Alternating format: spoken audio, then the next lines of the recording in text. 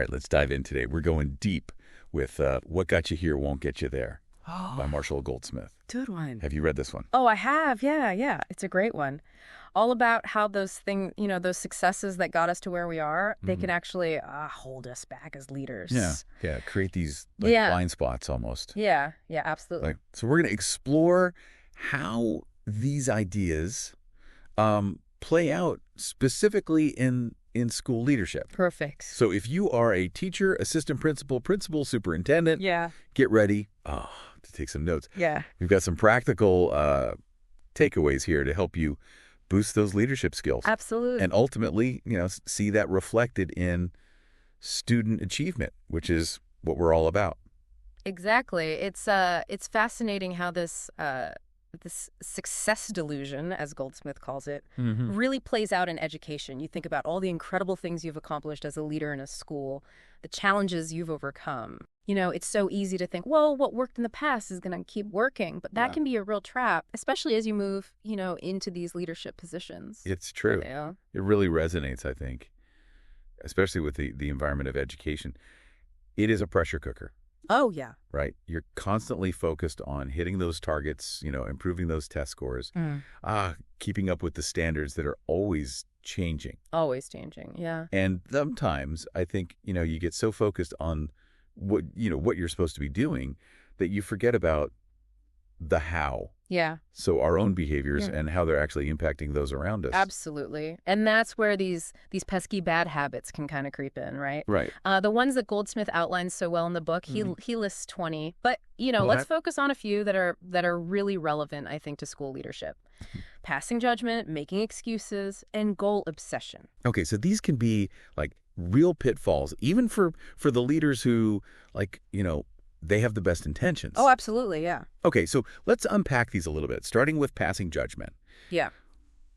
Now, this one seems kind of like harmless enough on the surface, right? Like you're just giving feedback. Right. But how could this really show up in a school environment? Yeah. And what kind of impact could it have? Well, you think about those little comments we make, Well. maybe to a teacher about their lesson plan or to a student about their work.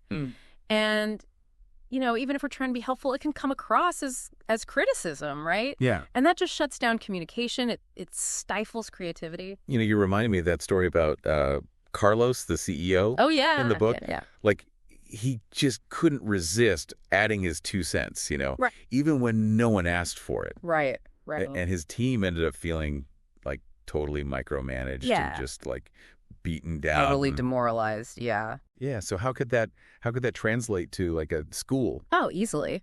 Imagine a principal who's constantly, coming into classrooms and giving teachers suggestions about how they should run things. Right. That undermines their authority. It creates this culture of fear, Right. And ultimately, it just erodes trust. Yeah. Good intentions gone bad, basically. Yeah, exactly. And speaking of eroding trust, let's move on to making excuses. Okay. This one feels particularly damaging, I think, in a school. Oh, yeah. Right, because we're trying to teach the kids, about accountability. Right, responsibility. But then what message are we actually sending if we're always shifting the blame or trying to justify our own shortcomings? It's huge. It sets a terrible example. Students pick up on that stuff. And when they see their teachers or the administrators, making excuses all the time, it just undermines the whole culture of responsibility that we're trying to build. It's that whole do as I say, not as I do thing. Exactly. And we know that doesn't work. No, it never does. So this ties into, I think, Goldsmith's point about self-awareness, right? Absolutely. To break these bad habits, we have to first admit that, recognize them. that we even have them. Yeah. Right? Yeah. And that's where honest feedback comes in. But are we really open, especially as school leaders, are we really open to hearing that feedback, especially when it's not all, sunshine and roses? It's tough. It's tough to hear, but it's crucial for growth. He doesn't sugarcoat it, does he? He says, the higher up you go, right, the less likely you are to get, honest feedback, Absolutely. People are afraid to speak truth to power, Yeah, for sure. It's a problem. So how can we as school leaders, I guess, create that culture where feedback is welcome and valued, even when it's, tough to hear. Well, I think it's about being transparent, Huh. and being vulnerable.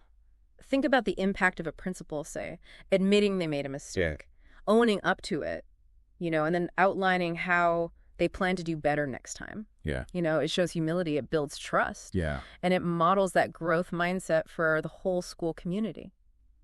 I like that. And that leads us to another big idea, this idea of feed forward. Yeah, yeah. Instead of dwelling on the past mistakes, Goldsmith says, look, let's focus on future solutions. Right, right. Like, what can we do differently next time? Yeah. Instead of, getting bogged down in all the blame and recrimination. So how can we as educational leaders kind of put this feed forward idea into practice? I think a good example would be, let's say a teacher's having a tough time with classroom management, right? So instead of focusing on all the things that have already happened, a feed-forward approach would be to collaborate with that teacher to come up with some new strategies going forward. Right. Maybe you role-play some different situations, brainstorm some new techniques, provide some extra support and resources. So it's about being proactive, solution-oriented, and really empowering that teacher, right, to grow and improve and be better. Yeah, and creating that culture of like continuous improvement. Exactly. Which is what we're all striving for. Right? Yeah. So I love how that really ties back to like, the core of what we're trying to do as school leaders, right? Creating that supportive environment, encouraging collaboration, and ultimately putting those students at the center. Right. It's all about the kids. Yeah, absolutely. Yeah. But let's switch gears a little bit and tackle this 21st bad habit that Goldsmith throws in there. Yeah. Goal obsession. That's a good one. This one seems kind of counterintuitive at first, right? As educators, I mean, we're always setting goals. Yeah, we're goal-oriented people. Right. Aiming high. We gotta be. So where's the pitfall? Well, it's not about, throwing out goals completely. It's more about recognizing that when we get so laser focused on those outcomes, we can lose sight of the process, and the people involved. Yeah. Remember that example he uses, the chocolate company? Oh, yeah. They were so obsessed with boosting their profits that they totally ignored what their customers were saying, and they ended up with this product that nobody wanted. Ouch. Yeah. Not good. So how could that goal obsession thing play out in a school? Oh, I think we see it all the time. Yeah. Imagine a school that's just fixated on those standardized test scores. Yeah. And the teachers feel this immense pressure to just, teach to the test. Creativity goes out the window. Right. The joy of learning gets lost in this relentless pursuit of just a number, So yeah, we might be hitting those benchmarks, but what are we sacrificing in the process? Exactly. Yeah, it's like, are we really serving our students if we're just looking at that one very narrow definition of success? Exactly. It's about remembering that our students are people first, right? Yes. They're individuals. They have their own unique needs and dreams. And true success, I think, goes way beyond just those standardized metrics. It's about nurturing their curiosity, helping them discover their talents, and preparing them to go out there and be, well-rounded individuals who can really contribute to society. For sure. Right. Absolutely. And this kind of brings us back to that. Like understanding our own motivations. Yeah. Because he makes the point that everybody is driven by self-interest. Yeah, to some extent. Yeah. Whether it's the desire for power or status or recognition, or even just the satisfaction of a job well done. Yep. So it sounds kind of cynical, but I get what he's saying. I think so. Like if we're not really honest with ourselves about what's driving us, those motivations can actually lead us down this path towards those bad habits. Absolutely. Think about a principal, say, who's really focused on climbing that career ladder, right? Okay. So they might be more likely to take credit for their team's accomplishments. Oh, yeah. Even if it means, kind of pushing others down or cutting corners. Right. So it's really about asking ourselves those tough questions, Yeah. Are my actions, are they lining up with my values? Right. Am I truly serving the needs of my students and the school community, or am I letting my ego get in the way? It's not always easy to ask those questions, but it's so important. Yeah, it's essential. It's about making sure that our leadership is coming from a place of integrity and authenticity. Absolutely. You know? So how can we, like as school leaders, do a better job of checking those egos at the door and making sure that what we're doing is really in the best interest of our students and our staff? You know, I think a big part of it is surrounding ourselves with people who will be honest with us. Yeah. You know, Goldsmith talks about finding those trusted advisor, right? People who will give us that honest feedback and hold us accountable. Right. He calls it the 4 commitments. Okay. Letting go of the past, telling the truth, being supportive and helpful. Okay. And then picking something to improve in yourself. Okay. And then working on that. Yeah, I like that. So it sounds like creating that safe space, right? Yes. For that open, honest dialogue. Absolutely. Where everyone is focused on growth. Yeah. Right. And getting better and not, being judgmental or blaming. Yeah. So I imagine that's easier said than done. It's tough. Especially in it's not easy. a school where everybody is, under pressure to perform. Yeah, absolutely. Right. And meet all those expectations. It takes effort. Yeah. But the payoff is huge. I mean, when we create that culture of trust and open communication, it benefits everyone. Yeah. Teachers feel like they can share their ideas. Right. Administrators are more open to feedback. Right. From their staff, and the parents and the students thrive in an environment where they feel like their voices are heard and valued. For sure. It's about recognizing that leadership isn't like this solo act. No, not at all. Right. Like we need like a village. We need those relationships, right? Absolutely. With our colleagues and our mentors and even, our families to support us, It's a journey. Yeah, absolutely. Yeah. And speaking of growth, Goldsmith doesn't just talk about like receiving feedback. He also says we need to be like actively seeking it out, Absolutely. asking for it. Yeah. He's a big proponent of what he calls feed-forward reviews. I love those. Where you specifically ask questions, right? Yeah. About how you can improve. It's so powerful. So, for example, like a principal could ask their staff, what's one thing I could do differently to be a more effective leader? I love that. Or what's one area where I could provide more support? Yeah.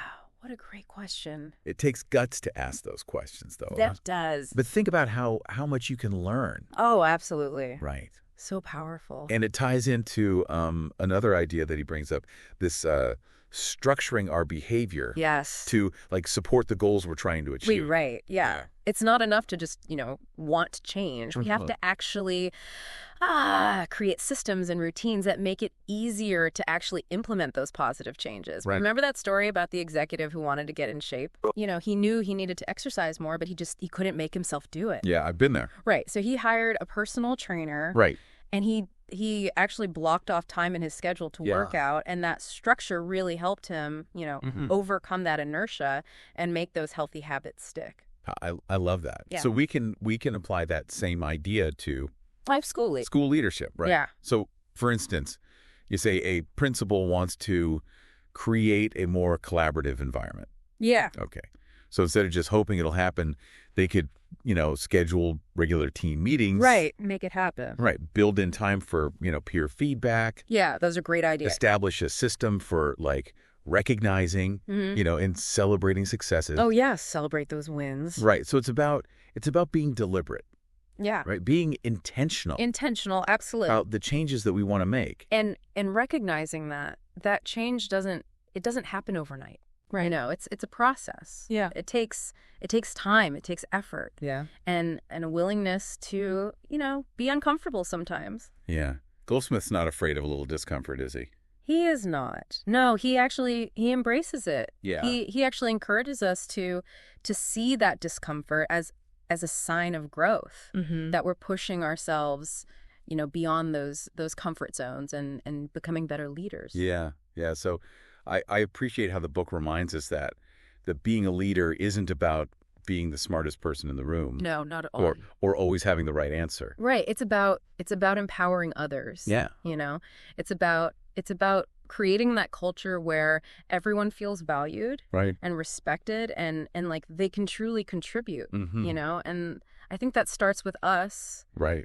Taking a look at our own behaviors and making sure that we're walking the walk, Yeah, we're modeling the behaviors that we want to see. Absolutely. So as we kind of wrap up here, what's one final thought-provoking idea that you want to leave our listeners with? I keep coming back to this quote from Goldsmith where he says that true success in leadership isn't just about achieving goals, right? It's about becoming the best versions of ourselves. I like that. Yeah. And I think in education, that's so powerful because when we do that, when we become those best versions of ourselves, it doesn't just impact us, right? Yeah. It impacts our students, our colleagues, our entire school community. Yeah, that's powerful. It's like this ripple effect. Yeah. So that's a great message to end on. Thanks for sharing your insights today. Oh, it's my pleasure. And for all of our listeners out there, keep leading, keep learning, and keep making a difference. Absolutely. Keep striving to be your best.